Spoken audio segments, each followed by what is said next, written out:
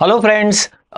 First prof की new batch 2025 batch start हो चुकी है और एक सवाल जो मुझे हर साल के स्टूडेंट्स, फर्स्ट ईयर के स्टूडेंट्स एट दिस स्टेज, जब कॉलेज को स्टार्ट होके एक महीना डेढ़ महीना होता है, उस वक्त ये सवाल बहुत सारे स्टूडेंट्स मुझे पूछते हैं। तो वो सवाल बताता हूँ और उसका जवाब भी बताऊंगा, इसे कैसे डील करना है। सवाल ये है कि स्टूडेंट्स कहते हैं सर सिलेबस इतना तेजी से दौड़ रहा है कि हमारा बहुत पोर्शन लैग हो रहा है, हम पीछे हैं और पता नहीं कि कैसे हम इसको हैंडल करें, कैसे टैकल करें, कैसे हम सिलेबस को कैचअप करें। ये सवाल मुझे लगता है हर किसी के जहन में फर्स्ट ईयर में एट दिस स्टेज, जब कॉलेज शुरू के एक डेढ़ महीना हुआ है, होता ही है। तो इसका एक सिंपल सा जवाब मैं देना चाहूंगा। वो ये है कि पहले तो इसका स्ट्रेस लेना बंद कर दो। देखो, कोई ऐसा पर्सन नहीं है फर्स्ट एमबीबीएस में जो पहले एक डेढ़ महीने से ही ये बोलना शुरू करे कि मैं तो कंप्लीट कमांड में हूं, सिचुएशन मेरे कंट्रोल में है, मेरा तो पढ़ाई बहुत दनादन चल रहा है, एकदम कॉलेज के सिलेबस के साथ मेरा सिलेबस चल रहा है। ऐसा क्लेम करने वाला स्टूडेंट या तो वो सच नहीं बोल रहा है या फिर वो एकदम सुपर ह्यूमन है, एकदम सुपर ब्रिलियंट है, ये हो सकता है। खैर, पर generally majority of the students ऐसा क्लेम नहीं करते। मोस्ट ऑफ द स्टूडेंट्स ये कहते हैं कि नहीं सर, बहुत लैग बिहाइंड हो रहा है, पोर्शन दनादन खत्म कर रहे हैं, कॉलेज के एग्जाम भी आके खड़ी हो गई और हमारा तो हम बहुत पीछे है सिलेबस के मामले में, क्या करें। इसका एक सिंपल जवाब है, मैं क्रिकेटिंग एनालॉजी में इसको बता रहा हूं आपको। देखो, आपने 50 ओवर क्रिकेट मैच देखी होगी, 20 ओवर्स की देखी होगी, 50 ओवर्स की भी देखी होगी। उसमें अक्सर देखो, इनिंग जब स्टार्ट होती है तो लेट्स से 50 ओवर में 300 रन बनाने हैं, इतने टाइम में इतना खत्म करना है ना, इतने ओवर्स में। तो आस्किंग रेट जो है वो पर ओवर 6 रन बनाने हैं, ये आस्किंग रेट होता है। अब क्या है, बैटिंग शुरू होती है और बीच बीच में विकेट जा रही है या बॉलिंग अच्छी है तो आपका थोड़ा स्लो डाउन हो गया। उस वक्त बैटिंग टीम क्या सोचती है? बैटिंग टीम ये सोचती है कि अभी विकेट्स हाथ में रखें और बस एक स्ट्राइक रेट जो है ना वो मेंटेन रखेंगे। 6 पर ओवर तो नहीं, थोड़ा अभी आस्किंग रेट बढ़ रहा है, 7 7.5 पर ओवर, 8 रन पर ओवर, 9 रन पर ओवर। तो वो एक कैलकुलेशन कर लेते हैं कि फिलहाल हम 5 रन पर ओवर के स्ट्राइक रेट से जाएंगे, मेंटेन रखेंगे उसको, सो दैट जो आस्किंग रेट है फाइनली कितने ओवर्स में कितना करना है, वो जो उसका आस्किंग रेट है पर ओवर 8 के नीचे रखेंगे, उसको कंट्रोल में रहेगा। तो वो आस्किंग रेट जो है ना उसको कंट्रोल में रख सके, ताकि एंड में जाके वो विकेट्स हाथ में है, चौके छक्के लगाएंगे और वो पॉसिबल हो जाएगा, विक्ट्री विल बी पॉसिबल। बिल्कुल ऐसा आपको सोचना है आपके पढ़ाई के बारे में।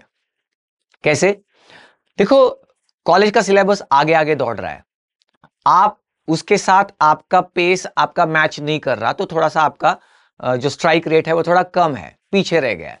ठीक है, कोई बात नहीं, लेकिन आपको रोज उतने रन्स बनाने हैं। मैं रन्स मतलब क्रिकेट की एनालॉजी है इसलिए वो बता रहा हूं कि रोज का रोज आपको इतना ये कवर करना है जो आपके कॉलेज के सिलेबस के साथ तो नहीं मैच करेगा मे बी, लेकिन उससे थोड़ा पीछे रहेगा, कोई बात नहीं।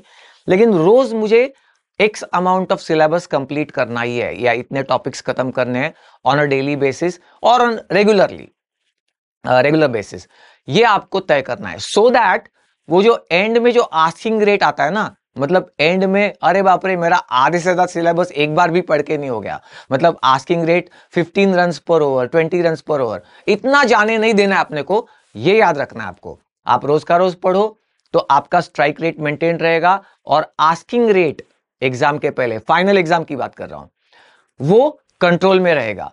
तब आप खत्म कर सकते हो, क्योंकि तब तक आपको आइडिया आ गया होता है कि कितना पढ़ने पर कैसे आप उसके कोप अप कर सकते हो, कितना टाइम लगता है पढ़ने को, ये सारी चीजें आपको तब तक पता चल गई होती है by the end of the first year, prelims का जो टाइम है उस वक्त। तो तब तक आप ये पोर्शन आसानी से कैचअप कर सकते हो। तो इसलिए स्ट्रेस मत लेना, आपको आपका स्ट्राइक रेट जो है वो मेंटेन रखना है। अब रही बात एक कि आप सोचते होंगे कि इंटरनल एग्जाम्स का क्या करें, बीच बीच में कॉलेज एग्जाम्स रखता है, मतलब इंटरनल एग्जाम्स तो है, 2 इंटरनल एग्जाम और फिर प्रीलिम, वो तो है, उनके मार्क्स काउंट भी होते हैं, उसके अलावा भी कॉलेज बीच बीच में एग्जाम्स रखता है, तो उसका क्या करें? भाई देखो, इनमें से कोई भी एग्जाम पास फेल एग्जाम नहीं है।